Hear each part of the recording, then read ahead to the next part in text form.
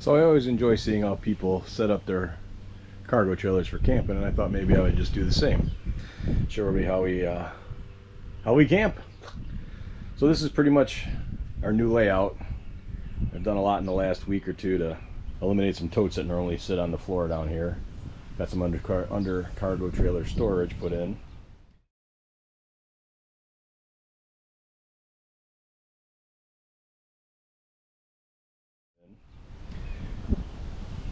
Our bed always rides in the upright position when we were traveling. We got our clamshell tent. 2 carpets, because sometimes we find that if it's muddy, we like to have 2 carpets out there. Eliminates trekking in a lot of the mud. Can't really see them, but we've got 2 director's chairs underneath there. 2 tables that go next to the director's chairs. Our nice little plastic table that everything sits on outside. Our gray water tank. Our white tent that sits up over our picnic table usually. It's nice, it's 12 by 12. This is our setup box. Always resides here, so first thing we do is pull this out. It's got our leveling blocks in there, the power strips, the cords, everything we need is usually in there. Let's go to the bathroom since we're right here. So this is our wet bath. We got a composting toilet. It's also where our broom resides, and the squeegee for wiping off the walls and the floor. When it's shower time, we just take off the ties here, pull the curtain closed, and she does a wonderful job. Couldn't ask for more. Plenty of room in there. The fan and the toiletries do sit there during our travels and don't move and don't have any issues. Got some hooks on the back of the door. I made the door thin like a cabinet door just to save on some weight and to make it easier and save on some material. Works out well. Command hooks we love. We got command hooks everywhere. So I've got dimmers on everything that I can have dimmers on in here. So the main light, where's the switch? There it is. So the main light goes down. These are the only ones I don't have on dimmers, are the under cabinet lightings, but they can turn off individually. And then I also made it for over our bed. These turn off with a switch here, but these also dim. Don't make me a liar. There it goes. Dim, and you can turn them off individually. Like these things a lot, because a lot of times when I'm laying in bed, my wife wants to read or something, I don't feel like having lights above us. Simple sink. Bar sink, works out well. Didn't want a stove top in here because we could do all our cooking outside. Mini split, gotta love that thing. Heat and air conditioning all in one. So quiet, sometimes I gotta walk outside to even see if it's working or not. Up underneath. So underneath the sink, this is kind of our utility area. We've got towels, some miscellaneous or thermocells, some lights or garbage bags. This is kind of our junk drawer. Get some extra tools in there, some stuff for maybe the outside water.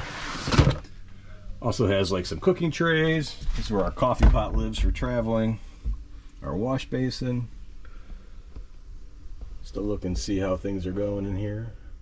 Also have a light under here that I control individually. Light is important. Our water pump. Got our refrigerator. Just a nice little dorm refrigerator. Does a good job.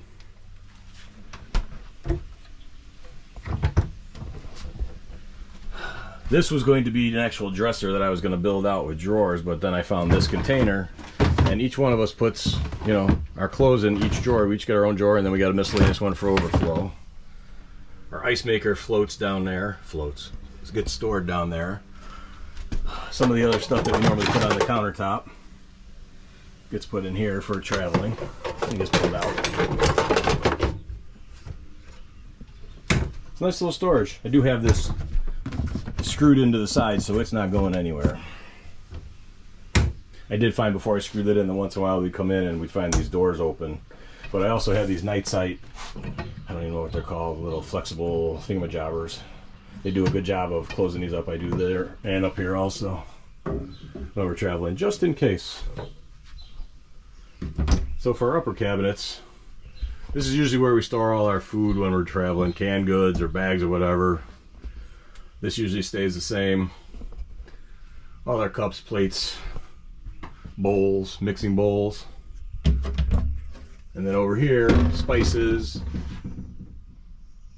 Tupperware. I mean, this goes to show you, we get in a small camper and everybody goes, how can you live in such a small camper? It's really not even full. We could condense all this down to one cabinet if we wanted to. When I built this, I was trying to save as much weight as possible, so I didn't bother putting the backing for the shelves. This is the original plywood that came in the trailer.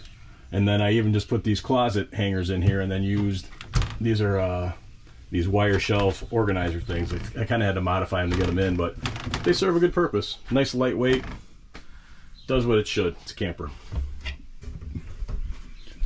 So even up here, we just kind of move stuff around. This isn't even full. We just kind of got stuff up here to put stuff up here. Wintertime, we usually have a couple more blankets up here, but still a lot of storage. For 2 people, this is more than we need. So this is more of our utility area down here. Hold on here. Hard to do one-handed.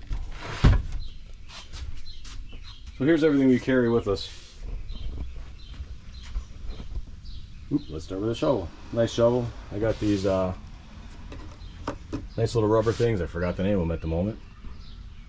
Electrical. Got an extra cord. Stabilizers. I use this black box here as a water pump that pumps my water into the tank instead of moving my trailer back to the spigots. A couple of hoses. This is for my Wii Boost for the cell signal. 12-volt battery lives down in that box. See if I can open it, you can see. 12-volt battery down there, some cast iron. That's that right there is the screens for the front door and the side door. If you haven't graduated from tent stakes to these 12-inch nails, these are awesome for knocking in your awnings or anything you need staked down. A lot of times I find that inside the campgrounds with the gravel driveways, I was bending tent stakes. So I just made a bunch of washers. Put a bunch of washers on one. Put a washer on each one, knock them in. It holds our tent, holds our rug. Whatever we need to secure into the ground. Holds great. Make sure you got a hammer to pull them up though, because sometimes they're a bugger. That is about the whole tour. Anything else? Got the MaxxAir fan. Love that thing. Moves a lot of air in here. Oh, that is the Wii Boost right there. This is also part of it. So, we love this thing.